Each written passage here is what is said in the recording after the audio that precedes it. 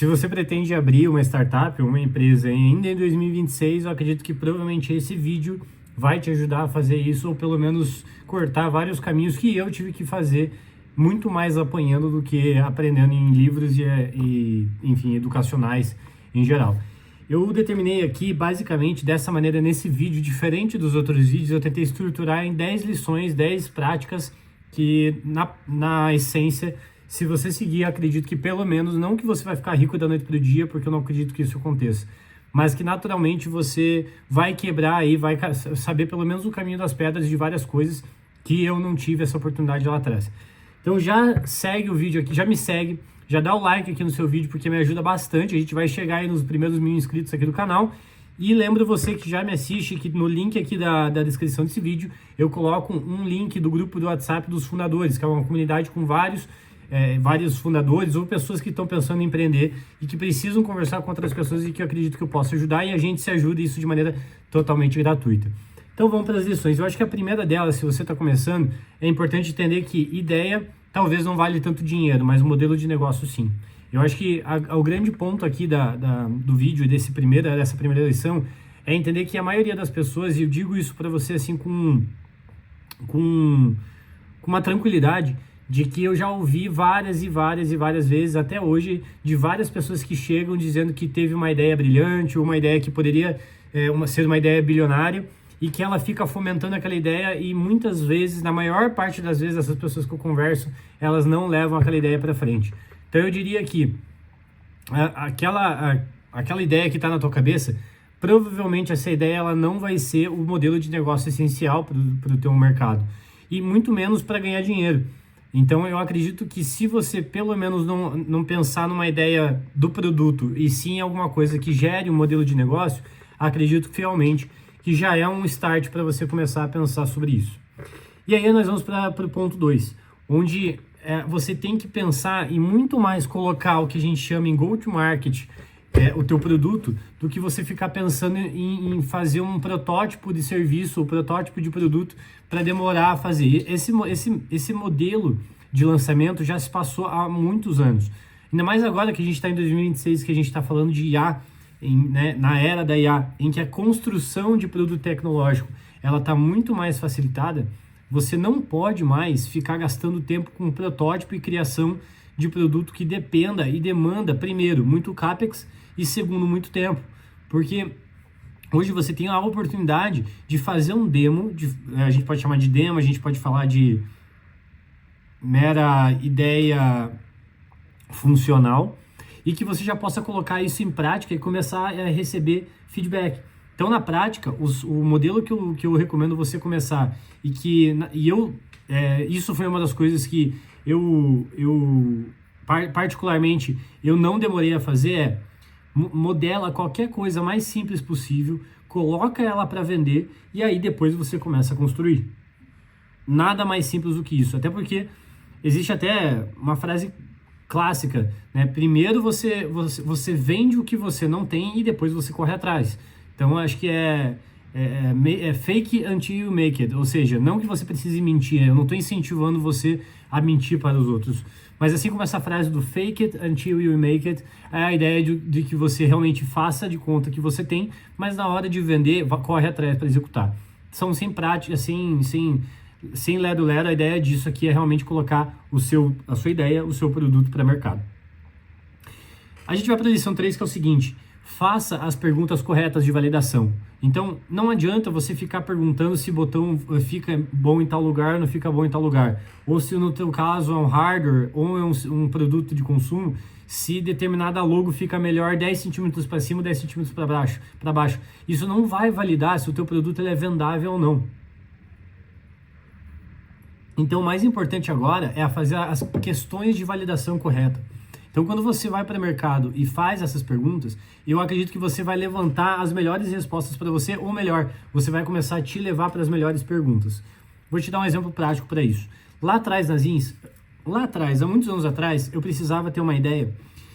A minha hipótese, a minha pergunta central era: será que o mercado de construção civil, de reformas em geral, existe uma certa faixa, uma certa taxa em que é possível abrir para mercado à disposição de mercado para pagar algum terceiro? A minha pergunta era essa, ou seja, eu tentar mudar as palavras aqui. Será que se eu colocasse algum intermediário entre alguém que está contratando e alguém que está sendo contratado, em que ainda há margem para eu poder ser remunerado para isso? A minha pergunta naquela época era essa. Então, eu comecei a fazer, através dessa pergunta de teste, de hipótese, eu comecei a ir para o mercado para vender meu produto. Até que, depois de muita tentativa, eu descobri que sim, você existia ali uma taxa de comissionamento que seria possível passar para algum terceiro, para algum intermediário, e dali eu comecei a ter as perguntas adiante. Então, foque naquilo que vai validar o teu produto de verdade, aquilo que vai vender o teu produto, e não naquilo que muitas vezes a gente acha que é importante e não é. E aí nós vamos para a quarta validação, uma quarta lição, que muitas das vezes eu já vi isso em vários livros. Então, na prática, isso de verdade, das poucas teorias que a gente leva para a prática, essa é uma delas que eu garanto para você que isso vai ser essencial, que é venda os 10 primeiros com muito cuidado, mas leve a sério a venda para que você faça essa venda até o final.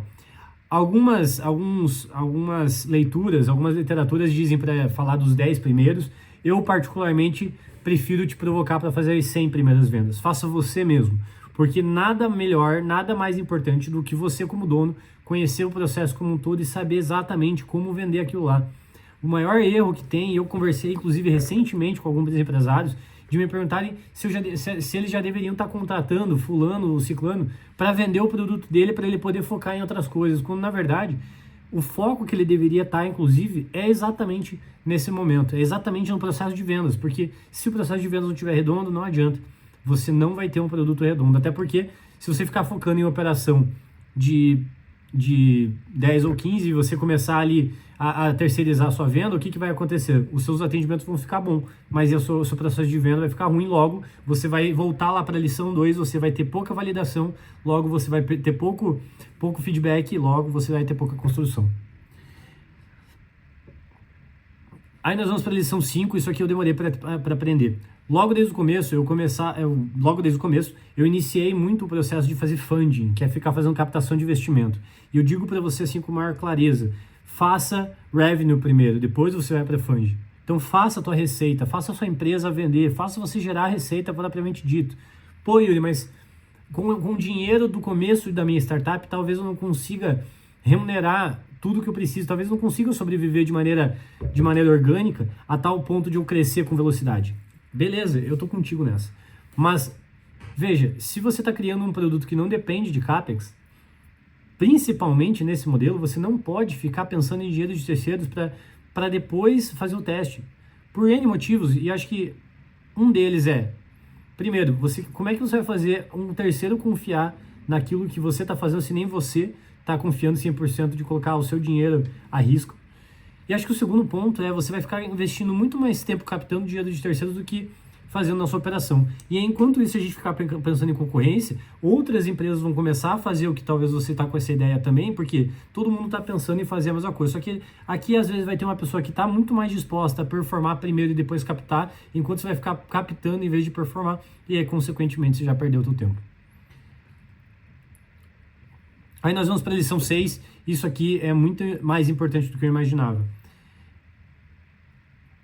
Cap table, ou melhor, os fundadores da tua companhia, eles são nada mais do que um casamento que você vai ter.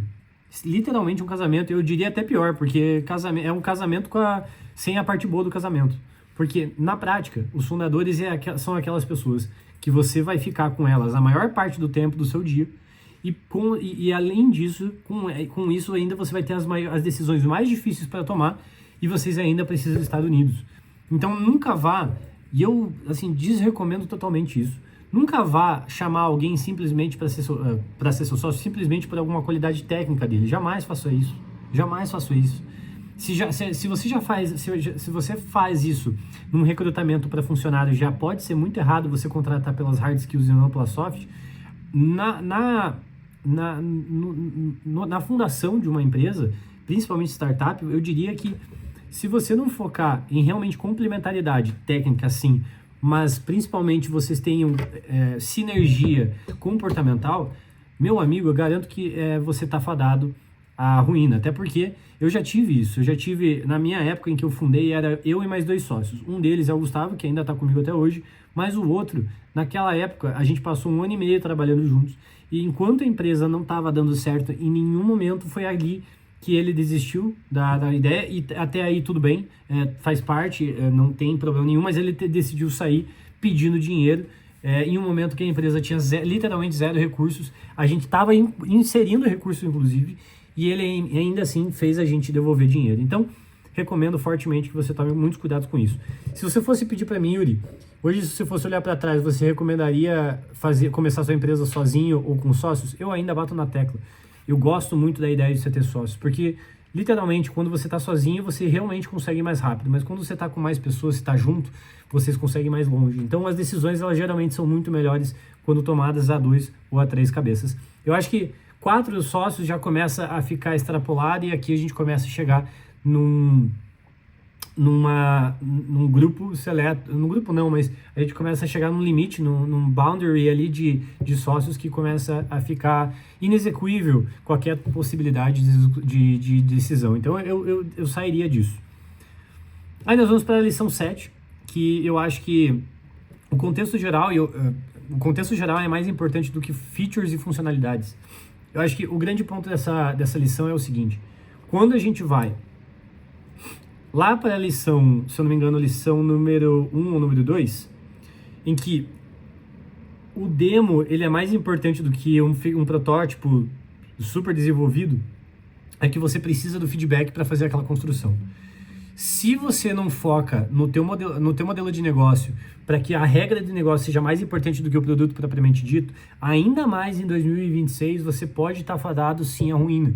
Pensa que hoje, se o seu produto pode ser criado por um Claude da vida que consegue fazer o teu produto pixel a pixel, sem barreira de entrada nenhuma, você concorda comigo que as tuas regras de negócio têm que ser muito mais importantes do que o teu software em si. Não estou falando de softwares, por exemplo, em que a infraestrutura e a capacidade analítica e a capacidade generativa de dados é importante. Acho que isso é uma outra camada de produto que pode sim ser relevante, mas ainda assim tem que tomar cuidado, porque ainda assim o processo de venda ainda assim é tão importante quanto, se não mais importante do que o produto. Mas o grande ponto do que eu estou falando aqui, não fique focando o tempo todo em ficar lançando feature ou ficar lançando spin-off do teu produto. Ah, mas criou agora uma oportunidade de ficar vendendo um produto Y aqui para a minha base porque eu estou deixando de ganhar dinheiro. Calma, cara, respira. Até porque, muitas vezes, se você ficar olhando alguns exemplos grandes que a gente conhece aqui no Brasil mesmo, você entende que as empresas demoraram muito, mas muito tempo, e não só de tempo de tempo mesmo, né, de período de tempo cronológico, mas de investimento e tamanho de empresa para começar a fazer novas features. Vou te dar um exemplo. O Nubank, como você provavelmente deve conhecer, em 2026, é a maior fintech brasileira que a gente conhece. Hoje, se eu não me engano, já dá para chamá-la efetivamente de banco, mas que ela cresceu em um mercado que a gente tinha literalmente 5 bancos aqui no Brasil, que lideravam qualquer tipo de produto financeiro. E a Nubank, em vez de focar em vários produtos, focou unicamente no cartão de crédito unifamiliar.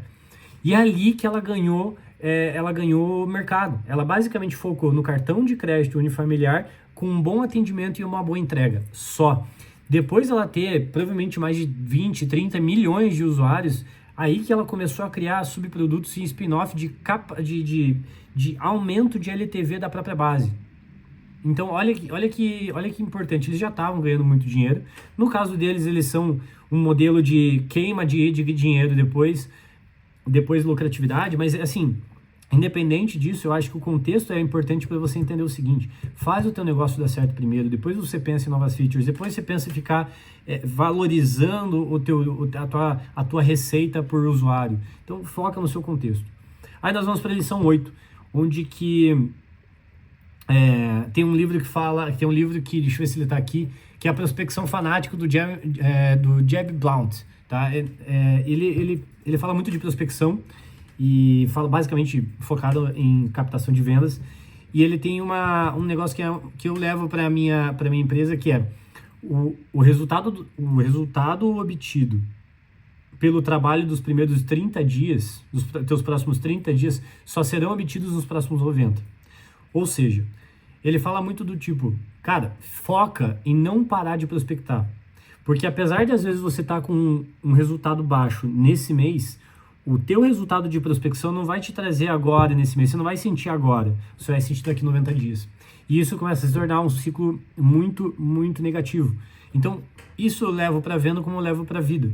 Então, ainda nesse contexto de vendas, você tem aqui um processo quase que senoidal. Então você prospecta, acha um monte de oportunidade de venda de topo de funil, começa a focar nesses caras, começa a vender, começa a cuidar da operação, não dá tempo de prospectar mais, as vendas começam a cair, de repente você começa a ver um vazio de topo de funil, volta a prospectar e aí você começa lá na frente, depois de 90 dias ter um processo de baixa de receita e baixa de vendas, começa a prospectar de volta. Esse processo de vendas aqui começa a dar um resultado, entra topo de funil e você começa a ficar nessa espiral, né? nesse senoidal de resultados positivos e negativos. E eu levo isso para todas as áreas. Então, não pensa só porque você está aproveitando de deleites agora, de bons resultados que você está tendo, ou negativos, mas foca do que você pode fazer agora, porque o que você pode fazer agora pode dar um resultado muito positivo, mas não vai dar agora, provavelmente só vai conseguir sentir esse impacto de verdade daqui mais ou menos uns 90 dias. Aí nós vamos para a lição 7, para a lição 9, né, para a lição 9. Independente do seu produto, isso eu ouvi falar muito num artigo escrito pela Estela, né? Meu Deus do céu, Estela, não é Estela, gente do céu, fundo de investimento, Estela, não é Estela, Astela, gente, se você é da Astela, me desculpa, deu um branco agora aqui, meu Deus do céu, eu já até falei com eles várias vezes, nossa, que vergonha. Bom, eu vi, eles têm, assim, artigos maravilhosos, eu recomendo que você, inclusive se você é de marketplace, eu recomendo fortemente você seguir todos ali no LinkedIn, recomendo você seguir eles nas redes sociais, porque eles escrevem artigos muito bons, densos, e nada, se eles utilizam IA, assim, não sei, provavelmente utilizam, mas assim, realmente tem uma profundidade de conhecimento bem bacana ali. Enfim, a Astela, ela já escreveu sobre isso e eu acho que é muito legal. Quando você trabalha com GMV, principalmente, mas independente se você trabalha ou não, eles falam muito do GMV feliz. O que é o GMV feliz? O GMV feliz é basicamente você parar de mirar literalmente e unicamente na receita, ou no GMV, né, no nosso caso, que a tua empresa está fazendo, mas sim de você focar na felicidade do seu cliente. E o que eu quero dizer com isso? Se você já chegou na lição 9, provavelmente você já passou por essas 8 etapas que eu falei. Então aqui você já está começando a ver a tua empresa rodar com alguns aspectos interessantes. E aí aqui ele fala muito de que, é importante vender, é importante vender. É importante manter um ciclo de 30-90, é importante você manter um ciclo de 30-90. Mas quando você está tendo feedback, em complemento a tudo isso que eu te falei, e você não está ouvindo o seu feedback para construir uma capacidade de crescimento virtuoso, eu te garanto que você também vai estar fadado à ruína. Por quê? Porque se você focar unicamente no crescimento e não aproveitar tudo que eu te falei para crescer e cuidar aqui do seu consumidor, claramente isso vai ser um balde furado. Então eu digo para você, a maior estratégia de growth que você pode ter é fazer com que o teu produto tenha, assim, boa receptividade de entrega e que você tenha uma boa, ou seja, né, vamos falar aqui, um bom NPS e que você tenha, assim, uma boa capacidade de fazer essas pessoas indicarem o teu produto. Isso, assim, claramente, para quem está no início, é a maior capacidade de growth que você pode ter. Porque o consumidor feliz é um loop de geração virtuosa e foi assim que basicamente a gente cresceu. E não se preocupe se isso talvez não seja altamente escalável no começo, não foca nisso. Foca em fazer receita e dessa receita fazer essa receita girar através dos próprios clientes. E aí a gente vai para a lição 10. E aqui eu diria que vai um pouco mais pessoal, acho que é um pouco mais Yuri, pessoa física, falando para você que está me assistindo, que eu acho que isso tem uma tem uma necessidade importante sobre o ano que a gente está vivendo, que é 2026. E que a mentalidade que você... A sua mentalidade que você tem agora, a sua mentalidade é a coisa mais importante que você pode ter e é a coisa mais importante que você tem que cuidar. Em 2026 ainda, a gente está tratando de uma época em que a gente está vivendo em uma... É a única era que a gente está vivendo, se eu não me engano, com 5 ou 6 gerações em paralelo ao mesmo tempo. Ou seja, você tem desde baby boomers vivendo aqui com a gente, até a geração Z, geração alfa, que estão nascendo agora. Então, nunca se viveu tantas gerações ao mesmo tempo. Esse é o primeiro fato. E aí, com isso, você tem muitas histórias ao mesmo tempo sendo vividas ao mesmo tempo. Então, você tem desde pessoas que viram toda a trajetória, né? Baby boomers, se eu não me engano, viveram no período da Segunda Guerra Mundial. Posso estar muito errado, mas me desculpe se eu estiver errado. Mas, enfim, você entendeu a lógica. Ou seja, que passaram por toda a trajetória de literalmente ascensão da Revolução Industrial e chegando até onde a gente está, desde pessoas que vieram dessa era, até pessoas que estão nascendo agora e que já nasceram em um contexto de TikTok e inteligência artificial. E aí, com isso, é natural que com a ascensão das redes sociais a gente vive muito a vida dos palcos de quem está dando certo e vivendo os bastidores de quem está dando errado. Então, se você não cuidar da tua mentalidade e focar em fazer o seu trabalho bem feito, claramente, eu falo isso inclusive até para mim, é um trabalho muito constante, é um trabalho muito do dia a dia, de saber exatamente aquilo que você quer e fazer o teu trabalho dia a dia, independente se você vai ter resultado no dia ou não. Até porque eu falo isso até para minha própria equipe. O resultado que a gente vai ter no final do ano, a gente vai agradecer muito mais o eu do passado, porque o eu do passado, a gente vai olhar para trás e falar, pô, eu lembro que eu tava na merda aquele dia, mas eu trabalhei mesmo assim, eu fui no horário mesmo assim, eu fiz o que eu tinha que fazer mesmo assim. E aí, quando a gente chega no final do ano, a gente olha todo o contexto e aquilo foi muito mais importante, talvez, se eu ficasse achando que o resultado tinha que dar da noite pro dia no passado. E engraçado que, geralmente, quando as pessoas olham pra gente e falam, nossa, como é que vocês tiveram uma ideia tão genial? Ou, nossa, o resultado de vocês foi muito rápido, parece que foi da noite pro dia. E quando você vive o que a gente está vivendo, você sabe claramente que você não está trabalhando à toa, né? Que você não está tendo resultados da noite para o dia. Literalmente, você está fazendo uma vida cotidiana e, inclusive, muito monótona e chata. Finalizo, inclusive, fazendo um convite para você fazer uma provocação pessoal de que, se você provavelmente fizesse um filme cronológico, sem edições, da vida de qualquer atleta profissional, você provavelmente veria um dos filmes mais chatos da tua eternidade, porque você não tem graça nenhuma em assistir, por exemplo, alguém que foi campeão 8 vezes de natação, por exemplo, Michael Phelps. Imagine você viver a vida dele todos os dias e assistindo isso.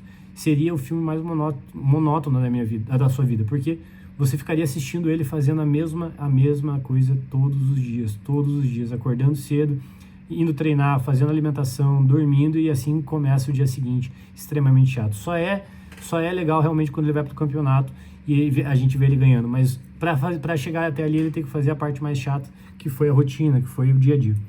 Então convido você a pensar nisso, e se você está assistindo esse vídeo pensando em começar a empreender, entre com a cabeça no lugar, entre sabendo pelo menos o que você quer com isso. Se for para só literalmente desfrutar os louros lá do futuro, provavelmente você está no caminho errado. Agora, se for para saber que você está entrando em uma trincheira que você não sabe o caminho, vai ter que meio que aprender a desfrutar o caminho enquanto anda, aí talvez é um bom caminho para você seguir.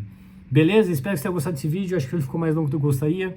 Já se inscreve aqui no canal, dá o like aqui no vídeo, e link da descrição do grupo aqui, link na descrição do vídeo tá o link dos fundadores. Já se inscreve, já entra lá no grupo e a gente trocar ideia. Um beijo, até o próximo vídeo.